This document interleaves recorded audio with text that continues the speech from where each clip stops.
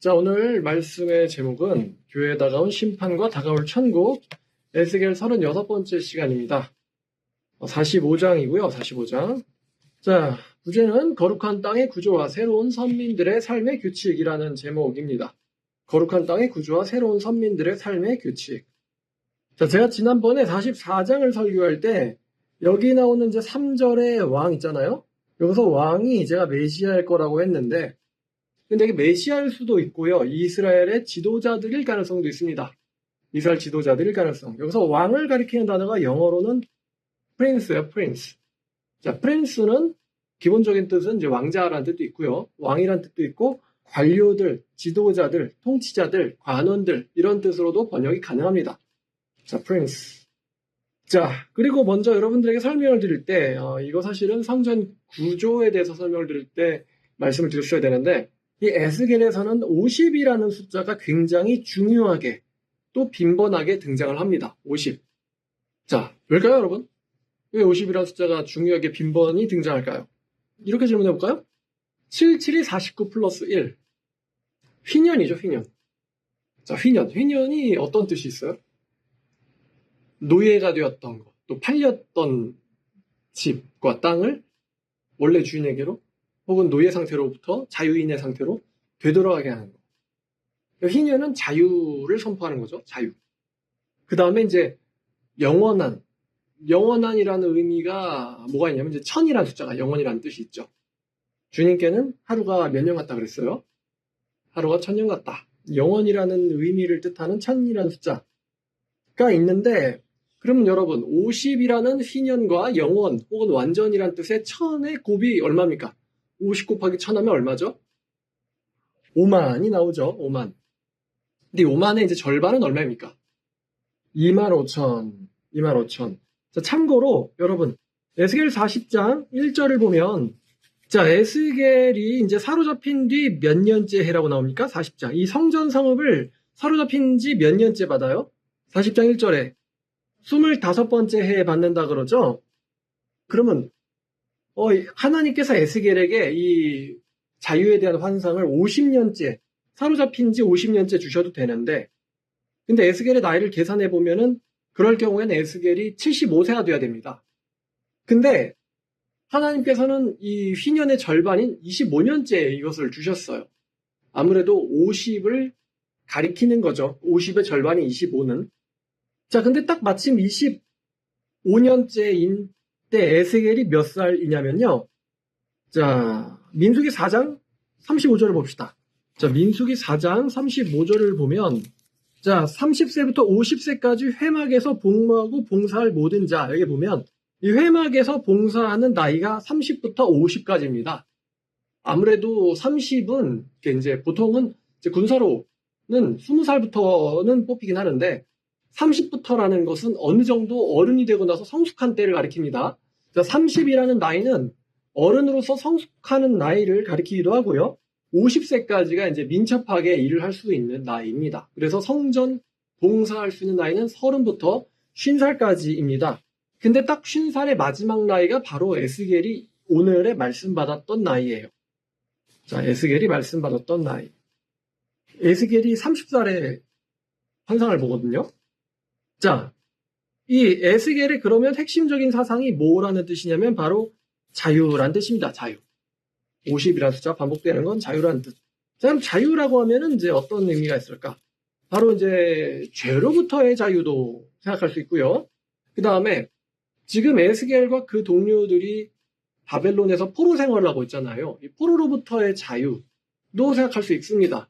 자, 그 다음 또 하나 더 나가면은 하나님과의 관계 회복도 될 수 있어요. 관계 회복.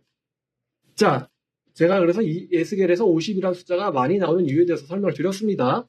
자, 그 다음에 그럼 45장은 무슨 내용이냐? 45장은 바로 땅 분배에 대한 내용으로 시작합니다. 땅 분배.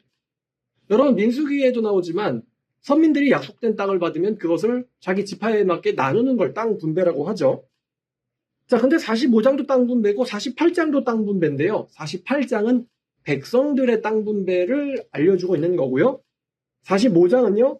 거룩한 곳의 땅 분배를 합니다. 거룩한 곳의 땅 분배. 자, 45장 거룩한 곳의 땅 분배. 그래서 45장 소제목을 보면 거룩한 구역이라고 나와 있죠. 자, 이제부터 제 손가락을 보셔야 되는데요. 자, 쉽게 설명하면 여러분, 그 이스라엘이 대략 우리나라 한반도 같이 생겼죠? 위아래로 길다란 모양입니다. 근데 위아래로 보통 한 300km 정도 되거든요. 300km 정도 됩니다. 그러니까 남한보다 조금 작은 것 같아요. 남한보다 조금 작다. 근데 어쨌든 길다란 모양이란 말이에요. 이스라엘이. 자, 그러면 여러분 혹시 웨하스라는 과자 아세요? 뭐 웨하스 모르겠으면 이제 초코하임, 모르겠으면 쿠쿠다스. 자, 웨하스를 13개를 가로로 쌓아놓은 모양입니다. 이렇게 땅을 분배해요. 이렇게 이제 쌓으면은 이렇게 직사각형이 나오겠죠. 여러분들이 질문을 할 수 있는데 12지파인데 왜 13개로 나누나요? 이런 질문을 할 수 있습니다. 자, 12개의 웨하스는 12지파를 위한 땅이고요. 그 중에 유다지파와 베냐민지파 사이에 13번째 구역이 있습니다. 영화 제목 같아. 13구역. 근데 13구역이라는 영화 있긴 한 것 같거든요. 13층이었나?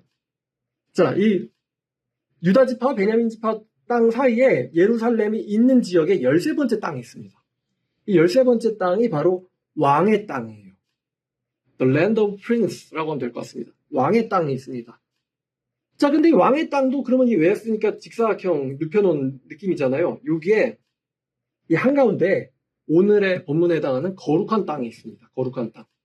그럼 이 거룩한 땅은요, 예루살렘에 있는데요. 예루살렘을 포함하고 있는데 크기가 가로 25,000척, 25,000규빗, 그 다음에 세로가 25,000규빗의 정사각형 모양입니다. 뭐라고요? 가로 세로가 몇 규빗? 25,000규빗의 정사각형 모양입니다. 자, 그러면 왜 정사각형일까요?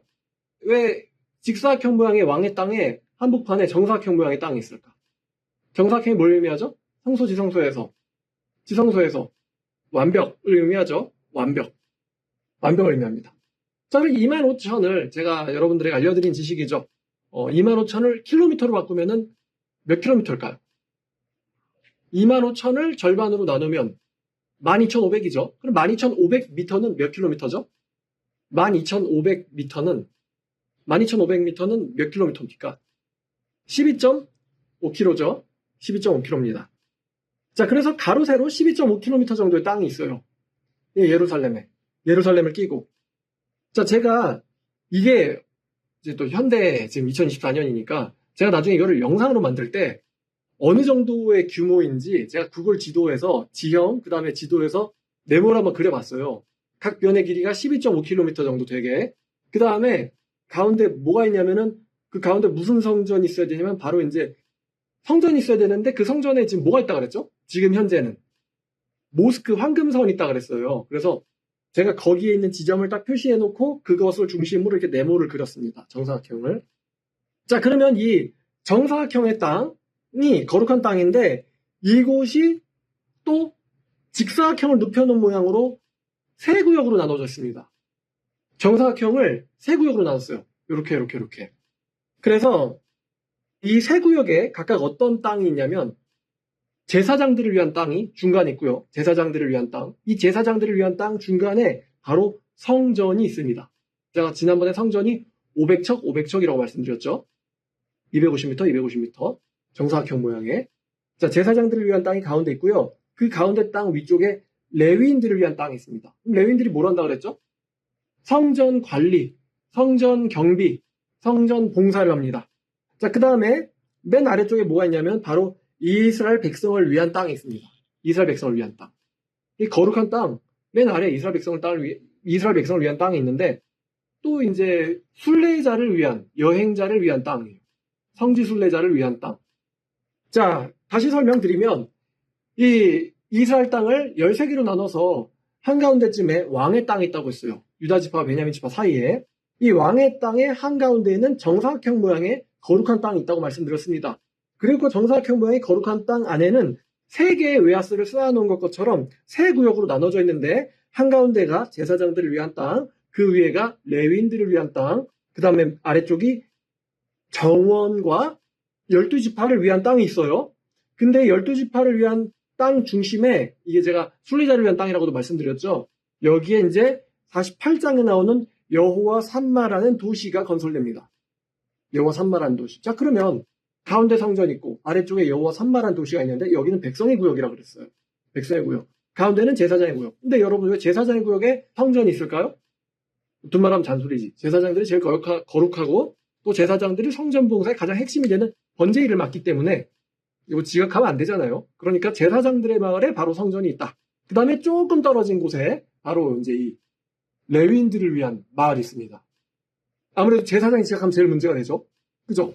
담임 목사님이 늦으면 큰일이죠. 성전 봉사는 조금 늦어도 괜찮은데 담임 목사님 늦으면 큰일이잖아. 그래서 교회에 목사의 사택이 어디 있죠? 교회 안에 있지 보통. 교회 조금 떨어진 곳에 있기도 하는데 자 그러면 여호와 산마는 48장에서 나오지만 조금 소개해드리겠습니다. 여호와 산마라는 것은 성의 이름입니다. 근데 고대에는 성이죠. 오늘날로는 시티, 바로 도시의 이름입니다. 도시의 이름. 이 성이 어떤 목적을 갖고 있는지는 이스라엘 백성들에게 맡겨져 있습니다. 이스라엘 백성들에게. 그러면 여러분, 성전, 회복된 종말 성전 아래에 백성들의 구역이 있고 그 가운데 여호와 산마라는 도시가 있는데 이건 이스라엘 자손들에게 바쳐진 땅이거든. 이스라엘 자손들을 위해서 나눠진 땅이거든요.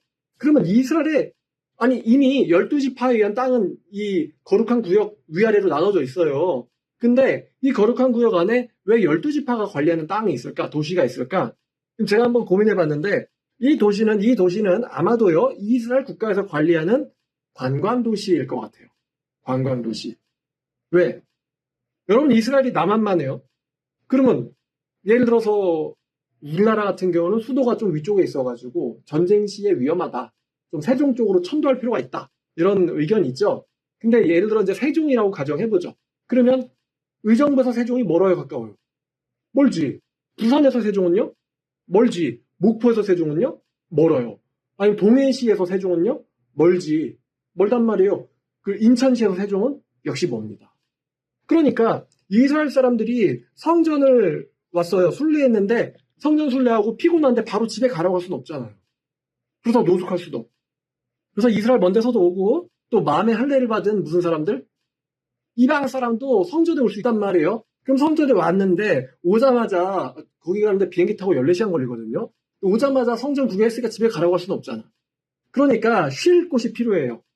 호텔도 필요하고 솔로몬 호텔도 필요하고 그죠? 뭐 다윗 호텔도 필요하고 여관도 필요하고 주차장도 필요하고 도로도 필요하고 그러니까 아마 여호와 산마라는 도시는 아마도 이스라엘 국가에서 운영하는 관광도시, 순례자를 위한 도시가 될 것 같아요. 이건 제 생각입니다. 저는 그렇게 하겠어요. 자, 하지만 이 45장은 여호와 산마라는 도시에 대한 내용이 아니고 땅 분배에 대한 내용입니다. 거룩한 땅, 곳의 땅 분배. 모양이 무슨 모양이라고 그랬어요? 정사각형, 25,000척 12.5km의 정사각형 모양이고 외화스 3개를 쌓아놓은 모양이다 라고 말씀드렸습니다. 자, 읽어보겠습니다. 성경 45장 1절입니다. 자, 너희는 제비 뽑아 땅을 나누어 기업으로 삼을 때에 한 구역을 거룩한 땅으로 삼아 여호와께 예물로 드려라. 여호와께 예물로 드릴 거룩한 땅을 들지니 그 길이는 25,000척이요 넓이는 10,000척이라. 그 구역 안 전부가 거룩하리라. 자, 지금 25,000의 길이에 세로는 10,000척인 땅이 나옵니다. 그 중에서 자, 그럼 여러분 잠깐 생각해 봅시다. 가로 세로가 25,000인데 길이가 25,000이고 세로가 만이에요. 만. 그럼 25,000에서 만 빼면 얼마 남아요? 15,000이 남겠죠. 그럼 이 15,000의 세로에서 이제 또 두 구역이 나눠줘야 되겠죠. 이해했어요? 그래야지 총이 25,000이 나오지. 자, 그 중에서 성소가 속할 땅은 길이가 500척이요 넓이가 500척이니 자, 성소의 크기는 이미 우리가 배웠죠. 길이 넓이가 500척이니 네모 반듯하되 그 외에 자, 우리가 그 성전 땅 500척이라는 건 알고 있는데 그 성전 땅 500척 너머에 50척의 여백의 땅을 더 붙습니다. 마치 액자의 테두리처럼 50척의 성전을 둘러싼 그러니까 액자를 생각하면 딱 될 것 같아요. 그러면 50척이면은 25m죠. 25m의 정원, 가든이죠. 가든. 정원이 되게 해야 돼. 자, 왜 성전을 둘러싸고 성전 땅을 둘러싸고 25m의 이 액자식 형태의 전원을 두라고 했을까? 정원을 두라고 했을까? 아마도요. 그렇게 거리를 둔 이유는 지금 이 성전은요. 제사장들의 땅에 있단 말이에요. 그래도 제사장도 거룩하지만 인간이죠. 하나님이 거하시는 거룩한 성전과 인간들의 거주지 사이를 구분하기 위해서입니다. 첫 번째 목적은. 하나님 계신 거룩한 곳과 인간들이 살고 있는 그 땅 사이를 구분하기 위해서 25m의 테두리 정원이 있습니다. 그래서 사람의 거주지로부터 성전을 분리하기 위한 용도로 쓰이죠. 자, 물론 그 정원에는 길이 나 있겠죠? 그래야지 동문으로, 북문으로, 남문으로 사람들이 들어가겠죠. 성소를 인간들로부터 거룩하게 지키고 구분하기 위해서입니다. 이해 잘 되죠? 500척을 둘러싼 50척짜리 테두리가 있다. 자, 그 다음에 3절 보겠습니다. 이 측량 가운데 길이는 25,000척, 12.5km죠. 넓이는 10,000척을 측량하고 그 안에 성수를 들지니, 자, 25,000 곱하기 만에 성소가 들어간대요. 지극히 거룩한 곳이요. 그러니까 가로는 12.5km, 세로는 5km의 땅이 있습니다.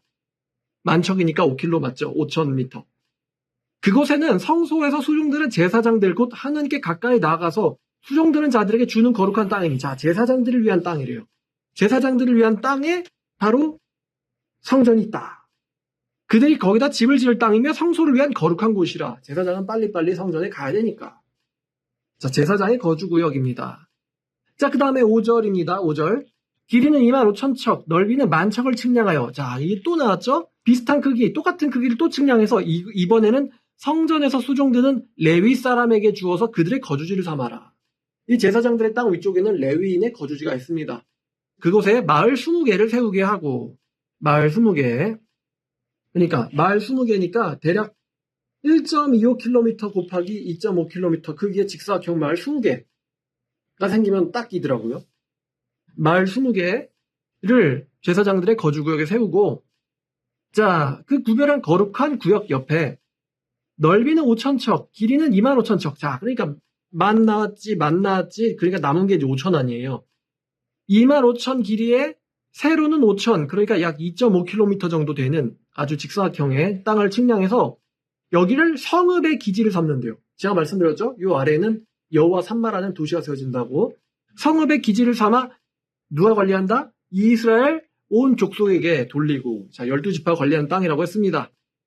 자, 들여진 거룩한 구역과 성읍의 기지된 땅과 좌우편 곧 들인 거룩한 구역의 옆과 성읍의 기지 옆의 땅을 왕에게 돌리되. 자, 이 13번째 구역이 길 따라 외야스 모양이라고 했잖아요. 그럼 가운데서 정사각형을 뺐으니까 양쪽에 또 땅이 두 군데가 남을 거 아닙니까? 그곳은 누구의 땅이라고요? 왕의 땅. 그 옆의 땅을 왕에게 돌리되 서쪽으로 향하여 서쪽 국경까지와 동쪽을 향하여 동쪽 국경까지니 그 길이가 구역 하나와 서로 같을지니라.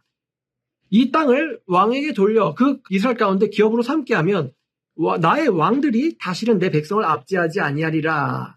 지금 보면 에스겔이 살던 시대는 왕들이 다 타락한 시대였잖아요. 그러니까 잡혀왔겠지.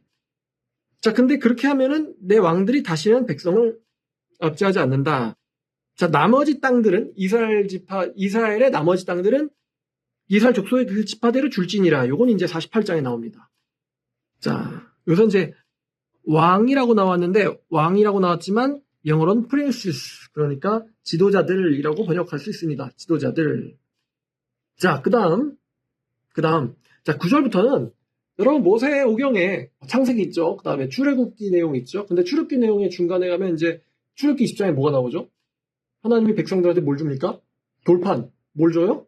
십계명. 그러니까 십계명은 쉽게 말하면은 언약 백성, 선택된 언약 백성들의 행동윤리, 국무원 행동강령처럼 행동윤리, 행동강령이거든요. 그러니까 레위기, 민수기, 신명기 이런 데 보면은 특히 레위기에 많이 나오지만 백성들의 행동윤리가 나옵니다. 너네들이 이렇게 살아야 된다. 저렇게 살아야 된다. 즉 주변 민족들과 구분되는 거룩한 삶, 윤리적인 삶이 나오죠. 물론 우리들이 살면서 참 이렇게 거룩하게 살기는 쉽지 않습니다만, 자, 마찬가지로 여기에도 행동윤리가 나옵니다. 이제부터. 자, 9절부터는 누구의 행동윤리냐면은 지도자들, 왕들의 행동윤리가 나옵니다. 왕들의 행동윤리. 주 여호와께서 이와 같이 말씀하셨느니라. 이스라엘 통치자들아, 이게 프린세스죠.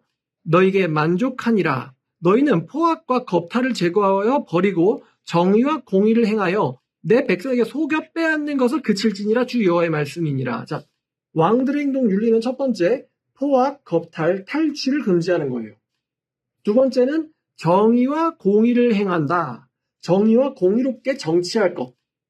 탈취하지 말고 정의롭고 공정하게 정치를 할 것. 이게 왕들에게 주어진 행동윤리입니다. 굉장히 짧죠? 굉장히 짧아요. 그리고 두 번째는 이제 백성들의 행동윤리인데, 자, 10절 보니까 너희는 공정한 저울과 공정한 에바와 공정한 밭을 쓸지니 공정한 저울을 쓰라고 나왔어요. 자, 신명기 25장을 보겠습니다. 신명기 25장 13절부터 16절까지, 13절부터 16절까지 보면요. 자, 너는 네 주머니에 두 종류의 저울추, 곧 큰 것과 작은 것을 넣지 말 것이며, 그러니까 무게를 잴 때, 곡물을 팔 때 무게를 잴 때 사기치는 거죠. 왜곡된 저울을 쓰는 건데, 두 개의 저울추를 넣지 말 것이며, 네 집에 두 종류의 돼, 곧 큰 것과 작은 것을 두지 말 것이요. 그러니까 보여주기는 큰 대로 보여주고, 막상 옮겨 담을 때는 작은 대로 써가지고 적게 주는 거죠. 두 대를 두지 말 것이고, 오직 공정하고 온전하고 공정한 저울추를 두며 온전하고 공정한 되를 둘 것이라. 네가 그렇게 정직하게 이제 판매를 하는 거죠. 정직하게 살면 정직하게 이제 판매 행위를 하는 거죠. 네 하나님 여호와께서 내게 주시는 땅에서 너의 날이 길 것이다. 이런 일들을 행하는 자, 모든 자, 악을 행하는 모든 자는 네 하나님 여호와께 가증하니라. 그러니까 속이는 저울, 속이는 되를 쓰는 사람들은 여호와 앞에 가증하다. 자, 다시 본문으로 돌아와서요. 백성들에게 주어지는 행동윤리는 매우 간단한데요. 자, 정직한 거래, 신뢰하는 정직한 거래를 하라는 거예요.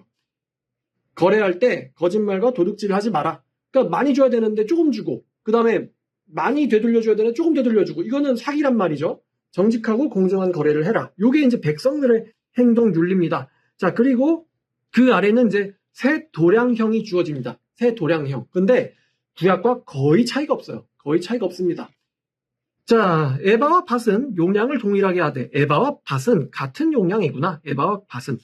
호멜의 용량에 따라 밭은 10분의 1 호멜을 담게 하고 에바도 10분의 1 호멜을 담게 하고. 이게 이제 자, 이제 제가 쉽게 설명드릴게요. 자, 에바는 22리터입니다. 22리터. 여러분 1리터 우유 아시죠? 1리터가 이만해요. 요거 22개가 한 에바예요. 한 에바. 꽤 크죠? 자, 그러면 호멜이란 단위가 있습니다. 호멜은요 훨씬 큽니다. 호멜은 10에바입니다. 220리터죠. 220리터. 20도 큰데 220 엄청 크죠? 자, 고르도 바로 220리터. 고르도 바로 220리터입니다. 고르도 220리터. 자, 그 다음에 세겔. 이스라엘 가면 이제 세겔이라는 단위의 돈을 쓰는데요. 그 이스라엘 여행 가실 분 있으면 세겔이라는 거는 아무 데서나 쉽게 바꿀 수 있는 돈이 아닙니다. 자, 세겔이라는 돈을 쓰는데 세겔은 무게 단위입니다. 굉장히 가벼워요. 1세겔은 12g입니다. 12g. 1세겔은 12g이고요. 계란은 0.6g입니다. 계란은 0.6g. 그러니까 1계란은 약 20분의 1세겔이죠. 계란이 0.6g. 20계라가 1세겔이다. 자, 그 다음에 1문화가 얼마냐면 60세겔입니다. 60세겔. 60세겔이니까 한 720g 정도 되겠네요. 근데 원래 이제 이 문화만 구약의 단위랑 조금 달라지거든요. 원래 1문화가 50세겔이었어요. 원래 1문화가 50세겔 600g이었는데 에스겔에서는 60세겔 720g으로 바뀝니다. 1문화의 단위가 바뀌어요. 아무래도 이게 새로운 정치 형태에 따라서 1문화의 형태가 바뀐 것 같습니다. 자, 근데 여러분, 그러면 이거 무게 단위 이거는 그냥 모르셔도 될 것 같아요. 이스라엘 애들이 주는 대로 받는 거지 뭐. 자, 근데 여러분 보면 행동윤리가 되게 간단하지 않습니까? 왕의 행동윤리, 정의롭게 통치할 것, 그 다음에 권력을 가지고 남의 것을 탈취하지 말 것. 이게 왕의 행동윤리. 백성들의 행동윤리 뭐예요? 굉장히 간단해. 거래할 때 뭐 치지 말 것? 사기치지 말 것. 굉장히 간단합니다. 이걸로 그냥 끝이에요. 모세오경에 있는 몇 개야? 613가지 계명이 아니고 딱 2개 나옵니다. 근데 왜 이렇게 그런 계명의 행동윤리가 간단할까? 아마도 이곳에 들어오는 백성들이 마음에 뭘 받았어요? 마음에 할례를 받았으니까 이거 하지 마라, 저거 하지 마라, 저거 하지 마라, 그런 일일이 계명을 줄 필요가 없는 것 같아요. 그리고 여기 오는 백성들은 다 예수님에 의해서 뭘 받았을까? 죄상을 받았기 때문에 구약의 옛 율법이랑은 좀 다른 굉장히 간단한 윤리만 받습니다. 자, 그 다음에 이제부터 뭐가 또 나오냐면은 중요한 단어인데 바로 세금에 대한 내용이 나옵니다. 세금 내야지. 중요하죠. 자, 13절 보니까 13절 너희가 마땅히 드릴 예물은 이러하니 세금입니다.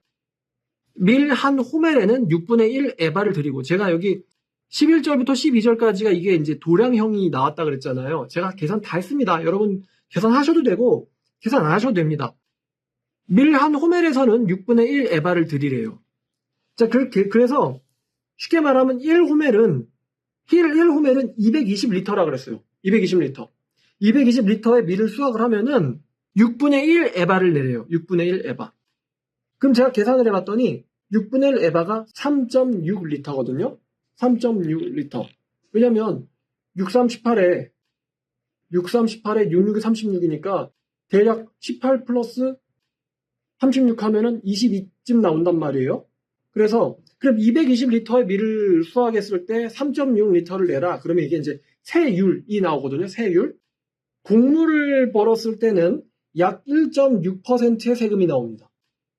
자, 근데 지금 여기서 수확에 대해서 1.6%의 세금을 거둡니다. 자, 14절 보니까 기름은 정한 규례대로 한 고르에서 10분의 1밭을 드릴지니, 그러면 한 고르가 얼만큼이냐면 한 고르는 220리터예요. 220리터인데 여기서 10분의 1밭, 10분의 1밭이 그럼 2.1리터거든요. 여러분 220리터를 기름을 수확했을 때 220리터를 수확했을 때 2.1을 내라. 1%입니다. 세율이. 기름을 수확했을 때는 세율이 1%. 그 다음에 220에서 2.2니까 10%예요. 자, 그 다음에 자, 그래서 한 고르에서 10분의 1밭을 드릴지니 기름의 밭으로 말하면 한 고르는 10밭 곧 한 호멜이며 10밭은 한 호멜이라. 뭐 나중에 계산해 보세요. 자, 15절. 자, 이제 축산업을 했을 때 이스라엘의 윤택한 초자의 가축대 200마리 중에서는 어린 양 한 마리를 드릴 것이라. 200마리 중에 한 마리니까 세율이 0.5%입니다. 축산업의 세율은 0.5%예요. 와, 진짜 엄청나게 낮죠, 세율이. 백성을 속죄하기 위하여 이것들을 소제와 번제와 감사제물로 삼을지니라 주여의 말씀이니라. 자, 그래서 이 세금은요, 백성들의 속죄를 위해서 소제와 번제와 화목제물로 드려집니다. 하나님께 드리는 세금. 자, 그래서 이것은 16절을 보니까 이 땅 모든 백성은 이 예물을 이스라엘의 군주들에게 드리고, 군주, 아까 그 거룩한 땅 양쪽에 왕의 땅이 있다고 했죠. 군주들에게 드리고. 자, 그러면 그 군주들의 의무가 뭐냐? 17절 보니까 군주들의 본분은 번제와 소제와 전제와 명절과 초하루와 안식일과 이스라엘 족속의 모든 정한 명절을 갖추는 것이니, 그러니까 하나님을 섬기는 모든 축제, 명절을 수호하고 지키고 책임지고 이끄는 일을 바로 이 이스라엘의 왕들이 합니다. 왕이 할 일은 종교적인 축제를 책임지고 감독하고 이끄는 게 이게 이스라엘의 군주들이 할 일입니다. 이스라엘 족속을 속죄하기 위하여 이 속죄제와 소제와 번제와 감사제물을 갖출지니라. 자, 세금 걷어가지고 하나님을 위한 축제로 쓰여집니다. 자, 그 다음에 18절부터 자, 18절부터는 두 가지 내용이 나오는데요. 첫 번째는 이 성전을 위한 준공식인데, 여러분 건물을 완공한 다음에 이제 준공을 하면은 준공식을 하죠. 이 건물을 쓸 수 있다. 그러니까 이제 예를 들어 책임자랑 감독이랑 뭐 다 나와가지고 그 테이프 줄로 이렇게 싹둑하잖아요. 마찬가지로 성전 준공식이에요. 성전을 준공하는데 성전을 그냥 다 만들었으니까 쓸게요, 이게 아닙니다. 성전은 어떤 곳이죠? 굉장히 거룩한 곳. 그럼 굉장히 거룩한 곳은 냉큼 쓸 경우가 아니라 뭐가 필요하냐면 바로 정결의식을 하고 써야 돼요. 정결의식. 자, 준공식 정결의식인데 18절 여호와께서 이같이 말씀하셨느니라. 첫째 달 초하루 1월 1일이죠. 1월 1일 흠없는 수송아지 한 마리를 가져다가 성소를 정결하게 하되, 제사장이 그 속죄제 희생제물의 피를 가져다가 성전의 문설주, 문이 동북남에 있잖아요. 문이 3개 있죠. 문설주는 두 개가 있겠지, 한 문당. 문설주와 그 다음에 제단에, 여러분 제단 설교 기억나요? 제단이 여러 개의 네모들을 쌓아놓은 모양이라고 그랬잖아요. 제단 아래층 네 모퉁이, 그러니까 제단의 네 모퉁이와 그 다음에 제가 성전 벽이 이중이라고 얘기했던 거 기억나죠? 그럼 문짝이 바깥쪽 3개가 있고, 또 그 안에는 이제 바깥들이 있고, 그 안에는 안뜰 문이 있고 안뜰 문 안에는 안뜰이 있겠죠? 그래서 그 안뜰 문에도 문이 있겠지. 자, 그러니까 이번에는 안뜰 문설주에 바를 것이요. 그러니까 바깥쪽 문 3개, 안쪽 벽 문 3개, 그 다음에 제단의 네 모퉁이에 피를 바른다. 자, 그래서 이제 수수 한 마리에 피를 발라서 성전을 정화한다. 자, 그런데 이 의식이 매년 행하는 걸까 아니면 일회성일까에 대해서 학자들의 의견이 갈립니다. 매년 행하는 거다라는 사람도 있고요. 왜냐하면 매년 행할지니라는 말씀이 없어요. 근데 우리가 출애굽기 40장을 보면요. 출애굽기 40장 2절입니다. 자, 출애굽기는 몇 장까지 있나요? 40장까지 있죠. 그럼 출애굽기 40장 뭔 내용이냐? 바로 성막 준공이 나와요. 출애굽기 40장은. 자, 출애굽기 40장 2절을 보면 자, 너는 첫째 딸 모세에게 주시는 말씀입니다. 첫째 달 초하루에 성막 곧 회막을 세우고 9절에 관유를 발라다가 성막 그 안에 모든 것을 발라 그 모든 기구를 거룩하게 하라. 그것이 거룩하리라. 10절 번제단과 모든 기구에 발라 거룩하게 하라. 지극히 거룩하리라. 물두멍과 받침에 발라라. 거룩하리라. 그 다음에 이렇게 그래서 이 관유를 발라가지고 성막에서는 거룩하게 만들었어요. 관유. 이게 성막 준공식이죠. 역시 일회성 행사인데 이 에스겔 45장에 나오는 성전 문설주와 제단에 바르는 피도 이것도 거룩의 의식인데 아마 준공식이니까 일회성일 가능성이 저는 높다고 생각합니다. 일회성. 성전 준공식, 성막 준공식. 그러니까 에스겔의 말씀은요. 성막 말씀과 굉장히 흡사한 모습이 있어요. 굉장히 흡사하다. 제사장에 대한 뭐 행동윤리 나오고 그다음에 성전 준공에 대한 이야기 나오고 땅 분배에 대한 내용 나오고 자, 성막은 모세가 선지자로 삼아졌죠. 근데 여기서는 에스겔이 선지자로 삼아졌습니다. 하나님이 에스겔을 통해서 모든 성전 일을 지휘하고 계세요. 성전 일을. 자, 그 다음에 이제 20절 보니까 같은 달 1월 7일에도 모든 과실범과 과실치사, 실수로 잘못한 사람들과 모르고 범죄한 사람, 부지 중에 죄를 지은 사람, 초범이죠. 모르고 범죄한 사람을 위해서 역시 그렇게 성전을 속죄할지니라. 여기 보면 과실범과 모르고 범죄한 사람을 위해서 성전을 속죄하라. 이게 뭐냐면 여호와 하나님의 관심사가 바로 백성들과의 관계 회복에 있다는 것을 우리가 알 수 있어요. 백성들과의 관계 회복. 이곳에 나오는 사람들을 거룩하게 해라. 자, 그 다음에 이제 21절부터가 두 가지의 중요한 절기가 등장합니다. 절기라고 하는데 이제 페스티벌입니다. 영어로 페스티벌. 축제죠. 자, 첫 번째 축제는 첫째 달 열 나흔 날 1월 14일에는 유월절을 7일 동안 명절로 지키며 누룩 없는 떡을 먹을 것이라. 그날의 왕은 자, 왕도 등장했어요. 아까 왕이 이스라엘의 종교 축제를 지도하고 관리하고 책임지는 사람이라고 그랬죠. 그래서 이스라엘의 왕이 모든 백성을 위하여 송아지 한 마리를 갖추어 속죄제를 드릴 것이요.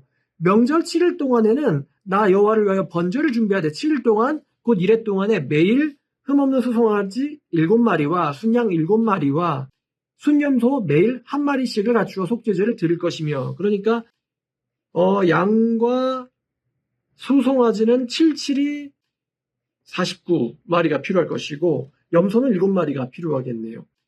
그리고 각 동물당 소재를 갖추되 수송아지 한 마리에는 밀가루 한 에바며 순양 한 마리에도 한 에바며 밀가루 한 에바를 들을 때마다 기름을 한 흰씩 쓰라라고 했는데 제가 또 계산을 했어요. 얼마냐면은 수송아지 한 마리에 밀가루 한 에바인데 양 한 마리도 한 에바예요. 그럼 밀가루 한 에바에는 기름을 3.5리터 한 흰을 쓰라고 하셨는데요. 계산을 해봤더니 밀가루 2156리터인데요. 2156리터를요 무게로 환산했더니 약 1145kg 정도입니다. 1145kg는 한마디로 말하면 1톤 트럭, 과적한 1톤 트럭 한 대 분량. 많은 것 같은데 또 티분 많진 않아요. 1톤 트럭 한 대 분량이니까 온 백성을 위하여 드린 게. 기름 같은 경우는 3.5리터인데 이거를 제가 계산을 해봤더니요. 여러분 식용유가 1리터에 요즘 시세가 4,500원입니다. 식용유. 그 다음에 올리브유가 한 12,000원 정도 되더라고요. 그냥 쉽게 2배라고 하죠. 자, 식용유를 계산할 경우에 이 기름 343리터인데요. 얼마냐면은 돈으로 치면 돈으로 계산하는 게 편하잖아, 이야기가. 154만 원입니다. 그러니까 개인이 드리기엔 부담스러운데 국가에서 하는 일이니까. 그리고 올리브유로 제사를 드린다 그러면은 350만 원 정도. 자, 이 6월절 보니까 송아지랑 양이랑 염소의 양이 장난이 아닌데 이 제사장들의 파티죠, 제사장들의 파티. 그리고 이스라엘 온 백성들의 파티입니다. 자, 21절을 보면 우리가 1월 14일에 6월절을 7일 동안 지키자라고 그랬는데 원래 출애굽기에서 6월절, 출애굽기와 레위기에서 6월절에 대한 설명이 나오는데 이 출애굽기 12장과 레위기 13장이에요. 여기서의 6월절은 14일 저녁부터 21일까지 지내는 겁니다. 그래서 7일 동안 지키는 절기거든요.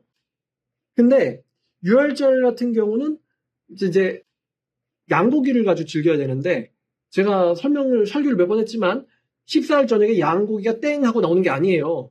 그러니까 14일 내내를 그 양고기를 잡을 준비를 해야 됩니다. 그죠? 그래서 총 8일 정도가 소요돼요. 14일, 원래 15일부터 20일까지가 7일이거든요. 근데 14일은 양을 준비를 해야 되기 때문에 약 8일 정도가 소요가 되는데 그래서 6월절은 원래 8일 절기로는 8일 절기로 여겨지곤 했습니다. 자, 그리고 6월절을 원래 구약에서는 어떻게 드리냐면은 신명기 16장을 보면 신명기 16장 5절부터 자, 신명기에 어떤 예언이 있는데 신명기 16장 5절에 예언이 있는데요. 자, 6월절을 제사를 네 하나님 여호와께서 네게 주시는 각 성에서 드리지 말고 오직 네 하나님 여호와께서 자기의 이름을 두시려고 택하신 곳. 와, 하나님이 자기 이름을 두려고 택하신 곳이 있대. 우리 지금 에스겔 공부하고 있잖아요. 바로 여호와 삼마라는 단어가 딱 떠오르긴 하는데 여호와가 거기 계시다.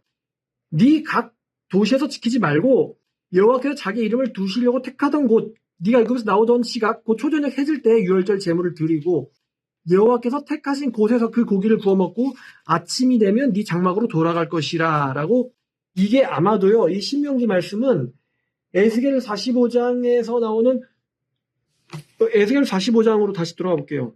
에스겔 45장으로 돌아가 보면은 21절 여기 보면은 6월절 지키는데 6월절을 어디서 지키냐면요. 이 45장의 장소적 배경인 성전에서 지킵니다. 그러니까 신명기의 예언은 에스겔이 회복된 종말 성전을 예상하신 거예요. 하나님께서 예언하신 거죠. 신명기 말씀은 에스겔의 회복된 종말 성전에서 6월절이 거행될 것을 예상하시고 주신 말씀입니다. 6월절은 각성에서 지키는 게 아니라 자기의 이름을 택하신 그곳에서 드려라라고 말씀하셨어요. 그리고 또 이거는 이제 차이점인데 성막 시대에는 6월절이 가족 행사입니다. 가족 행사. 그래서 그런 말씀 있잖아요. 애들이 야 이거 아빠 이거 뭐 하는 거예요? 라고 묻거든. 이 하나님 여호와께서 우리를 구원해 주신 거를 기념하는 날이다. 그리고 하나님을 의지하는 것을 배우는 날. 고난의 그 무교병을 먹는 이런 가족 행사였던 반면 여기 45장의 에스겔 45장에서는요. 이 종말 성전의 6월절 행사는 국가의 지도자들이 책임지고 모든 행사를 주관하고 지휘하는 국가적인 행사입니다. 자, 그래서 여기 보니까 22절에 그 왕이 자신과 땅 모든 백성을 위하여 속죄제를 드릴 것이요 라고 나와 있는데 제가 아까 이 왕이 메시아일 수도 있고 아니면은 왕의 그 이스라엘 백성들의 지도자들이라고 일 수도 있다라고 말씀드렸잖아요. 그럼 이 왕이 만약에 메시아를 가리킬 경우에 이거는 메시아의 죄를 위해서가 아니라 메시아가 책임지고 백성들의 죄를 속죄하기 위한 의미로 이렇게 말씀하셨을 의미가 가능성이 있어요. 그러니까 메시아가 책임지고 6월절 행사를 주도한다라는 의미일 수가 있고요. 아니면 지도자들로 해석될 경우에는 이게 지도자들 자신들의 죄를 위해서라고 해석할 수 있습니다. 자, 그 다음. 자, 성막에서는 원래는 6월절을 지킬 때는 양으로만 지켰거든요. 근데 민수기를 가진 마세요. 28장 16절부터 쭉 읽어보면요. 시간이 지나면서 양으로만 6월절을 지키지 않고 수소도 나오고요. 염소도 나오고요. 곡물도 나옵니다. 6월절 제사가요. 수소도 나오고 염소도 나오고 곡물도 나와요. 왠지 양고기만 먹긴 싫다 이런 사람들이 있었던 것 같습니다. 자, 그래서 종말 성전의 6월절 제사도요. 이런 변화를 반영해서 보면은 양만 나오지 않습니다. 송아지 나오죠. 순염소 나오죠. 그 다음에 24절에 보니까 소재가 나와요. 밀가루 나오고요. 기름 나옵니다. 맛있는 이제 부침개가 나오겠죠. 부침개는 오징어가 들어가야 되는데 여러분 제가 기쁜 소식 하나 해드리죠. 그 성전에서 나중에 물이 나와서 어디가 소생되냐면요. 바다가 소생됩니다. 그러면 동해안에 뭐가 이제 다시 돌아오냐? 바로 오징어가 돌아오게 되겠죠. 저는 부침개 오징어 들어간 걸 매우 좋아하는데 요즘 오징어가 잡혀 안 잡혀요? 안 잡히지. 울릉도 오징어 겁나 비싸단 말입니다. 말려서도 못 먹고 생물로도 못 먹고. 하지만 에스겔의 회복된 종말 성전에선 바다가 회복이 이연이 되어 있다는 거 너무 좋은 이야기죠. 자, 그래서 일단 25절을 보니까 이제는 또 어떤 명절을 지키냐면 일곱째 달 15째 날, 이날이 뭐냐면 초막절이에요. 일곱째 달 15째 날에 7일 동안의 명절을 지켜 속죄제와 번제며 그 밀가루와 기름을 드릴지니라. 그러니까 또 뭐냐, 페스티벌이에요. 또 고기 먹고 전 먹는 날. 고기 먹고 전 먹는다. 그러니까 고기 먹고 전 먹는다. 그럼 우리 한국인들한테는 뭐가 떠오르죠? 고기 먹고 갈비 먹고 전 먹는 날이 언제야? 그지? 한가위, 그 다음에 추석 아니야? 추석이 한가위지. 추석이랑 그 다음에 구정, 설날이잖아요. 우리 한국인들도 2월과 9월에 이 두 가지의 아주 위대한 축제 절기가 있단 말입니다. 그죠? 바로 설날과 한가위죠. 그래서 갈비와 전을 남자들은 배 터지게 먹죠. 근데 비슷해요. 이 회복된 종말 성전에 두 가지 위대한 절기가 나오는데 바로 유월절과 초막절입니다. 1월 14일과 7월 15일. 그러니까 1월 14일 명절은 아주 그냥 상반기를 신나게 하는 명절이고요. 신나고 시작해라 그런 거죠. 1년을. 그 다음에 7월 15일에 나오는 초막절은 초막절을 즐거워하는 날이거든요. 종려나무 가지 들고는 즐거워하면서 춤추고 맛있는 거 먹는 날. 하반기, 그 년의 하반기를 즐겁게 보내라. 이 2대 절기가 바로 또 소개됩니다. 원래 모세오경에선 중요한 3대 절기가 있습니다. 무교절, 이게 6월절이 포함되어 있죠. 그 다음에 77절, 신약의 오순절입니다. 그 다음에 마지막이 장막절이에요. 이게 구약의 3대 절기인데 왠지 모르게 오순절이 빠졌습니다. 아마도 오순절은 성령 강림을 예언한 절인데 성령 강림. 근데 여기 마음의 할례 받은 사람이 이미 마음속에 누구를 모셨으니까 성령을 모셨기 때문에 77절은 빠진 것 같아요. 제 생각입니다. 어쨌든 회복된 종말 성전은 딱 두 개의 절기를 크게 지킵니다. 6월절과 초막절. 자, 여기까지입니다. 그래서 요약을 하면 이렇습니다. 이 45장은요, 새로운 성전이 존재하는 거룩한 구역에 대해서 알려주고 있습니다. 그래서 이 거룩한 구역에는 세 부분으로 나눠져 있는데 제사장들이 사는 구역과 레위인들이 사는 구역, 그리고 이스라엘 백성들에 위한 구역이 있고요. 양쪽 끝에는 왕의 구역이 등장을 합니다. 왜냐하면 왕도 성전 근처에 살아야 돼요. 왜? 왕이 뭘 주도하니까? 성전에서 일어나는 이 명절 절기를 주도하는 일이 바로 이 왕이 할 일이에요. 그때 가면 더 이상 전쟁 안 하거든. 그러니까 왕이 할 일은 여호와를 경배하는 것밖에 없어. 그래서 그 왕이 성전 근처에 사는 이 동서의 구역이 등장하고요. 거룩한 도시인 여호와 산마의 위치가 여기에 있습니다. 이 거룩한 구역 맨 아래쪽에 있다 그랬죠. 이스라엘 백성들을 위한 구역 한가운데 여호와 산마라는 도시의 위치가 나타납니다. 자, 그리고 이 거룩한 도시의 백성들이 새로운 룰에 따라서 살게 되는데 여기에 나오는 행동 윤리가 굉장히 간단하다 그랬어요. 정치인들한테는 깨끗하고 압제하지 마라. 탈취하지 마라. 한마디로 말하면 깨끗한 정치죠. 깨끗한 정치, 그 다음에 정의로운 정치. 이게 지도자들에게 요구되는 거고요. 그 다음에 백성들한테는요, 서로 간에 정직과 신뢰의 거래 활동. 굉장히 간단하죠. 이런 윤리가 요구됩니다. 그리고 세금에 대한 안내가 있었는데 세금과 세율이 대략 1% 정도로 매우 낮습니다. 그럼 왜 이렇게 세금이 낮은데도 이게 돌아가냐? 아마도요, 이 백성들이 축복을 크게 받아가지고 세금 1%만 내도 도시가 유지되는데 문제 없을 정도. 여기서 아마 세율이 낮게 측정됐을 것 같아요. 자, 그 다음에 세율 다음에 나온 내용은 바로 성전 준공, 성전을 거룩하기 위한 정화의 제사가 소개됐고요. 그 다음에 매년에 두 번의 축제, 유월절과 초막절의 축제가 소개됐습니다. 우리나라에는 우리나라도 이거 베낀 거 아닐까요? 구정과 한가위. 자, 오늘 준비한 말씀은 여기까지입니다. 그래서 제목은 에스겔 45장 거룩한 땅의 구조와 새로운 선민들의 삶의 규칙이란 제목으로 여러분들에게 말씀을 전해드렸습니다. 오늘 설교 여기까지 하겠습니다. 기도하겠습니다.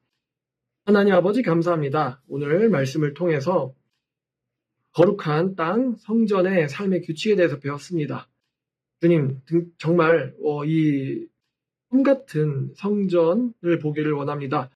이곳에서 전쟁도 싸움도 다툼도 없고 거듭난 사람으로서 또 새 몸을 입은 사람으로서 여호와 앞에서 즐거워하고 먹고 마시고 기뻐하는 이러한 모습을 보기를 원합니다.